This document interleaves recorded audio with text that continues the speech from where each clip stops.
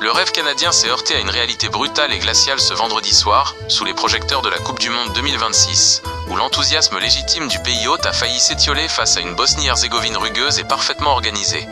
Dans cette entrée en lice cruciale du groupe B, les hommes de Jesse Marsch ont livré une prestation aux deux visages, illustrant parfaitement la dualité entre la nervosité des grands débuts et la résilience nécessaire pour marquer l'histoire. Le score final de 1-1, s'il préserve mathématiquement les espoirs des Canucks, laisse un goût amer, celui d'une opportunité manquée de marquer les esprits dès le coup d'envoi. La première période, en particulier, a été le théâtre d'une apathie tactique qui a plongé le stade dans un silence pesant. Ce Canada, habituellement si prompt à jaillir, est apparu comme tétanisé, incapable d'imposer son rythme ou d'insuffler cette agressivité nécessaire pour intimider un adversaire venu chercher bien plus qu'une simple figuration. Jesse Marsch, figure de proue de cette ambition canadienne, n'a pas caché son amertume à l'issue de la rencontre, fustigeant une passivité coupable qui a failli coûter cher à son groupe. Les mots du technicien résonnent comme un avertissement solennel. En Coupe du Monde, le talent pur ne suffit jamais si l'intensité n'est pas au rendez-vous dès la première seconde. Ces propos, teintés d'une honnêteté sans filtre, révèlent une frustration profonde face à une équipe qui a semblé subir les événements plutôt que de les dicter.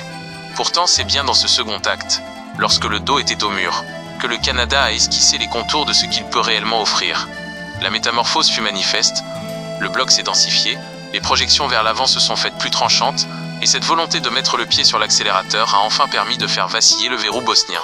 Ce réveil tardif souligne une capacité de réaction louable, mais il pose également une question fondamentale sur la maturité mentale du groupe. Apprendre vite est désormais une nécessité absolue, une exigence de chaque instant pour des joueurs qui portent sur leurs épaules l'espoir de tout un peuple. Rien n'est perdu, le destin reste entre leurs mains, mais le message de Marsch est limpide comme de l'eau de roche. La marge d'erreur a disparu. Il ne s'agit plus de jouer selon ses envies, mais de respecter scrupuleusement le plan de bataille établi, avec cette rigueur tactique qui distingue les grandes nations des outsiders séduisants. Ce nul inaugural agit comme un électrochoc nécessaire, un rappel à l'ordre grandeur nature avant les échéances prochaines, où chaque détail, chaque course, chaque duel remporté pèsera lourd dans la balance.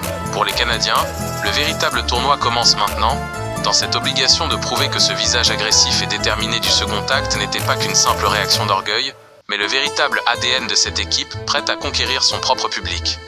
La route est encore longue, semée d'embûches, et le prochain rendez-vous exige une certitude totale, une discipline implacable, car dans cette compétition, personne ne fait de cadeau à ceux qui doutent encore de leur propre puissance.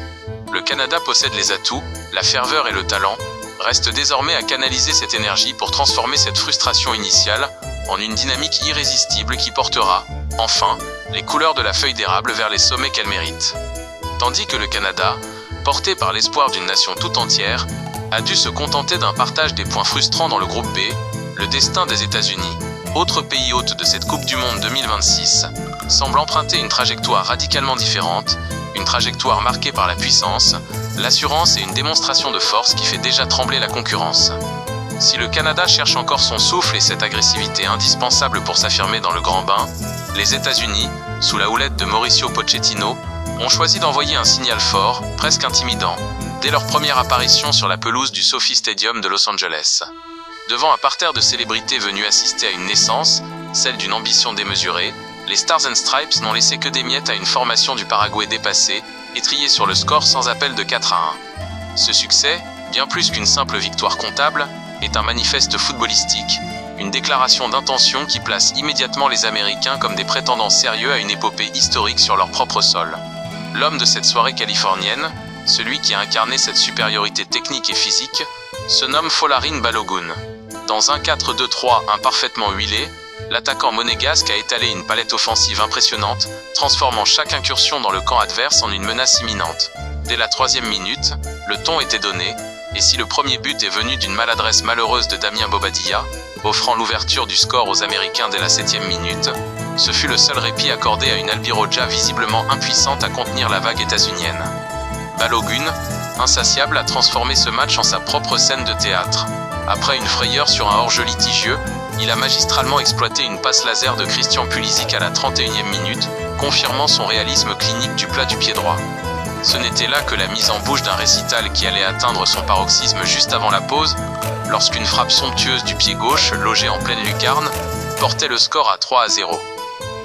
Le Paraguay, dont la motivation était immense pour ce retour au premier plan mondial, a sombré dans un calvaire tactique, incapable de contrer la vélocité et l'intelligence de jeu d'une équipe américaine qui ne s'est jamais relâchée, même après avoir fait la différence.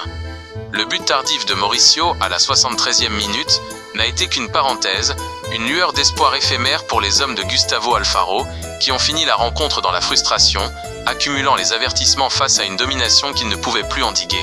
La cerise sur le gâteau, cet ultime chef-d'œuvre de Giovanni Reina à la 98e minute, d'un extérieur du pied tout en finesse, est venu sceller une soirée parfaite, prouvant que Pochettino possède non seulement une équipe titulaire redoutable, mais aussi un banc capable de maintenir une pression constante jusqu'au coup de sifflet final. Avec ce résultat, les États-Unis prennent déjà le contrôle du groupe D, projetant une ombre imposante sur leurs prochains adversaires, l'Australie et la Turquie.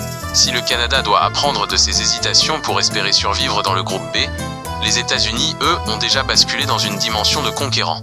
Ils ont transformé la pression immense liée au statut de pays organisateur en un carburant explosif. Une énergie collective canalisée par la rigueur de Pochettino et sublimée par le talent pur de ses attaquants.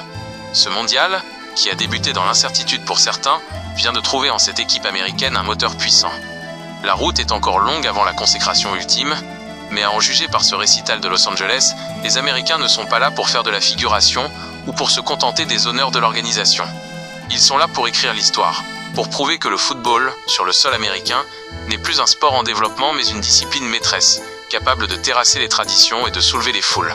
Balogun et ses coéquipiers ont posé une première pierre imposante, une fondation solide sur laquelle ils entendent bâtir leur parcours, laissant le reste du monde observer avec une attention mêlée d'admiration et de crainte cette entrée en matière qui, par sa maîtrise, laisse augurer des lendemains très ambitieux pour le football nord-américain.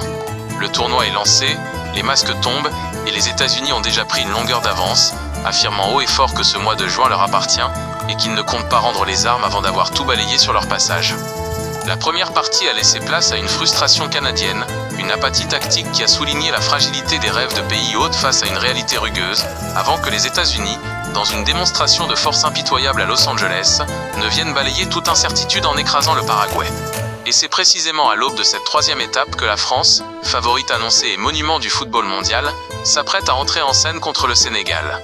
Si les Américains ont brillé par leur pragmatisme et leur discipline, les Bleus, eux, doivent résoudre l'équation complexe de la gestion des égos et de la richesse technique. Kylian Mbappé, en capitaine lucide et garant de l'équilibre, a tracé la ligne directrice. Pour graver son nom dans l'histoire, ce groupe ne peut se contenter de son talent intrinsèque, il doit accepter de souffrir. Ce n'est pas une simple mise en garde, c'est une philosophie de conquête.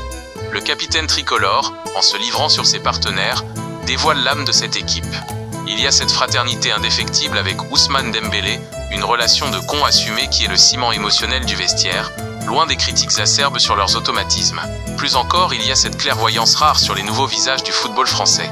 Il protège Ryan Cherki, conscient que son génie clivant, cet équilibre instable entre le sublime et l'exaspérant, est une part intégrante de son talent qu'il faut accepter sans chercher à brider.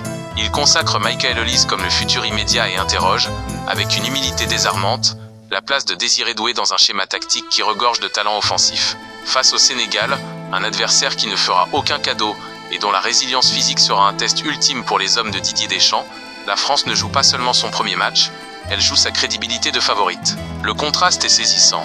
Là où le Canada a tremblé sous le poids de l'événement, là où les États-Unis ont dévoré l'espace avec une confiance arrogante, la France, elle, doit faire preuve d'une maturité supérieure pour articuler cette Dream Team.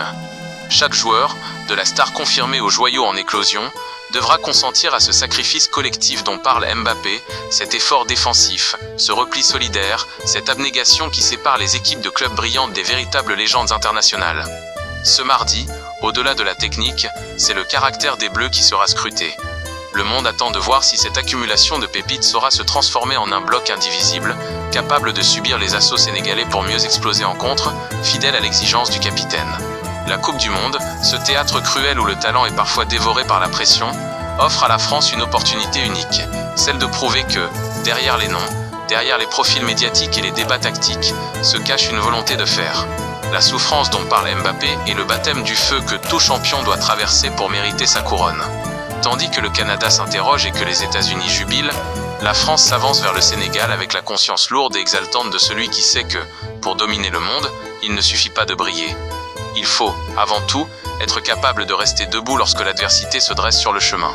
Ce match d'ouverture des Bleus est bien plus qu'une rencontre de phase de poule, c'est le premier chapitre d'un récit dont ils sont les seuls auteurs, une quête où chaque course, chaque duel remporté par Cherki ou Olise, et chaque repli défensif initié par Mbappé, construira le socle de leur possible sacre. L'heure de la vérité approche, et si l'on en croit le discours de son leader, cette équipe de France est prête, non seulement à jouer au football, mais à conquérir son destin dans la douleur et dans l'unité, pour transformer enfin ce potentiel immense en une suprématie incontestée sur la scène mondiale, sous les yeux d'une nation entière en attente d'une nouvelle étoile.